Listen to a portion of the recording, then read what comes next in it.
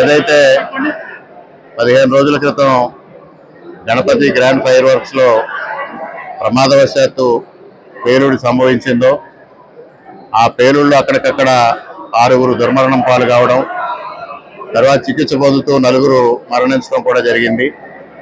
సాంకేతికంగా ఇది రాయవరంలో ఉన్న మొత్తం ప్రమాద సంఘటన అంతా అనపతి నియోజకవర్గానికి సంబంధించిందే. కానీ పెద్ద ఎత్తున జోగేశ్వరరావు గారు కృషితో, అదేవిధంగా మంత్రి గారు వాసంశెట్టి సుభాష్ గారు, అదేవిధంగా హోంమంత్రి అనిత గారు, కలెక్టర్ గారు, ఇతర అధికారులు అందరి సహాయ సహకారాలతో అప్పటికప్పుడు ఆ కార్యక్రమాన్ని చక్కగా నిర్వర్తించి క్షతగాతుల్ని ఆసుపత్రికి తరలించడం, సహాయ కార్యక్రమాలు చేపట్టడం జరిగింది. తదుపరి వారికి ఏ విధంగా నష్టపరిహారం ఇవ్వాలనే కూడా ముఖ్యమంత్రి గారు ఒక నివేదిక తెప్పించుకొని ఒక్కొక్క కుటుంబానికి 15 లక్షల రూపాయలు ఎక్స్‌గ్రేషియా ఇవ్వడం జరిగింది. అది ఈరోజు చెక్కులు అందజేయడం జరిగింది.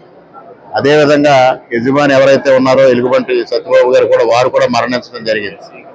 అయినప్పటికీ కూడా వారి కుటుంబ సభ్యులు సహృదయంతో ఒక్కొక్క కుటుంబానికి 2.5 లక్షల రూపాయలు వారు కూడా ఇవ్వడం జరిగింది.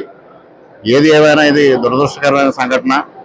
ఈ దురదృష్టకరమైన సంఘటనలో మానవతా దృక్పథంతో అందరూ సహకరించారు. ముఖ్యంగా కార్మిక శాఖ నుంచి నష్టపరిహారం అందజేసినప్పుడు కార్మిక శాఖ మంత్రి గారు చాలా పెద్ద హృదయంతో ఈ కార్యక్రమాన్ని వారు తీసుకోవడం, అదేవిధంగా ముఖ్యమంత్రి గారిని ఒప్పించడంలో హోంమంత్రి గారు, ముఖ్యమంత్రి గారి ప్రధాన కార్యదర్శి ముద్దాడ రవిచంద్ర గారు, మరి municipal administration principal secretary Suresh Kumar గారు, అదేవిధంగా ఏగల ఐజీ రవికృష్ణ గారు, కలెక్టర్ గారు, ఐజీ గారు అందరూ ప్రధాన పాత్ర పోషించారు.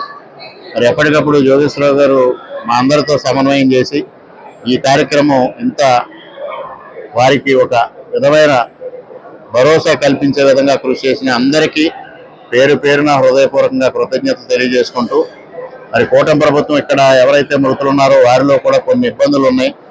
తల్లిదండ్రులను ఇద్దరిని కోల్పోయిన వారు కూడా ఉన్నారు. వారిని కూడా ఆదుకునే దిశగా ముఖ్యమంత్రి గారు దృష్టిలో పెట్టి P4 ద్వారా వారిని కూడా ఆదుకుంటామని ఈ సందర్భంగా తెలియజేస్తా ఉన్నాం.